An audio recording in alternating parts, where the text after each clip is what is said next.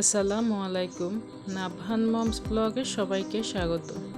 আশা করি সবাই ভালো আছেন, আমিও আলহামদুলিল্লাহ ভালো আছি। আজকে আপনাদের সাথে মাছের একটা দারুণ রেসিপি শেয়ার করব। এই মাছটা সাধারণত নদীতেই হয়ে থাকে, খেতে কিন্তু অসম্ভব মজাদার। নাম হচ্ছে সেওয়া মাছ। অনেকেই অপরিচিত এই মাছের সাথে, কিন্তু নোয়াখালী অঞ্চলে খুবই পপুলার। এটা নোয়াখালীতেই অ্যাভেলেবেল পাওয়া যায়। তো চলুন রেসিপিটা দেখে নেওয়া যাক। আমার চ্যানেলটি যারা এখনও সাবস্ক্রাইব করেননি তারা সাবস্ক্রাইব করে নেবেন, আর যারা সাবস্ক্রাইব করেছেন তাদেরকে অসংখ্য ধন্যবাদ। মাছগুলোকে কেটে ভালো করে ধুয়ে নিয়েছি।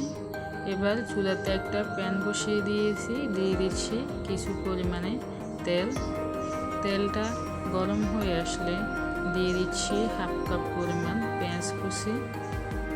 এবার দিয়ে দিচ্ছি 5 থেকে 6টা কাঁচামরিচ। কাঁচামরিচটা আমি মাঝখান থেকে কেটে নিয়েছি, এতে করে আর উঠে আসার সম্ভাবনা থাকে না। এগুলোকে একটু নেড়ে ছেড়ে নিচ্ছি। এবারে দিয়ে দিচ্ছি 1 চা চামচ পরিমাণ রসুন বাটা। এগুলোকে একটু পেঁয়াজ আর কাঁচামরিচের সাথে মিশিয়ে নিচ্ছি।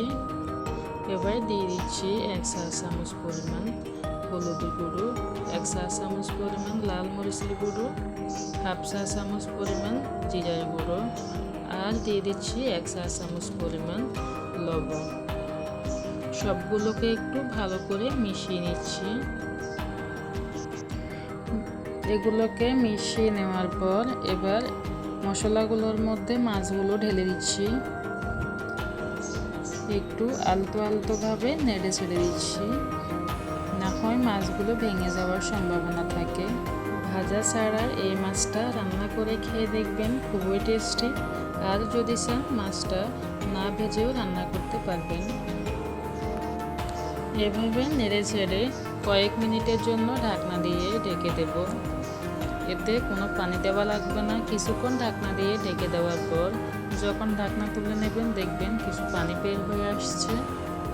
এবার আমি এখানে দিয়ে দিচ্ছি 1 কাপ পরিমাণে পানি। এই মাছটাতে বেশি পানি দেওয়া লাগে না, এটা খুবই ছোট মাছ। এটা অল্প কয়েক মিনিটের মধ্যে সেদ্ধ হয়ে যায়। এখন আমি দিয়ে দিচ্ছি এখানে 2টা টমেটো কুচি। টমেটোগুলোকে আমি এই সাইজের করে কেটে নিয়েছি।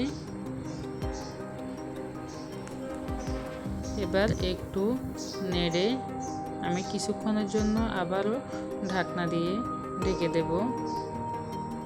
এভাবে আমি 8-10 মিনিটের মতো এটা রান্না করে নেব।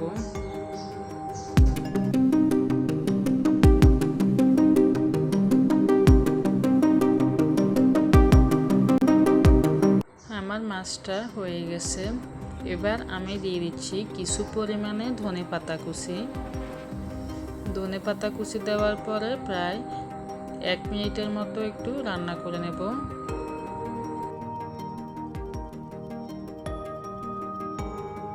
তৈরি হয়ে গেল সুস্বাদু এবং দেখতে লোভনীয় মাছ রেসিপি।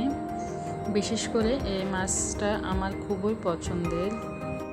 এই মাছটাকে অনেকভাবে রান্না করা যায়। এভাবেও রান্না করতে পারেন, আবার ভাজি করে সেভাবেও ভুনা করে নিতে পারেন।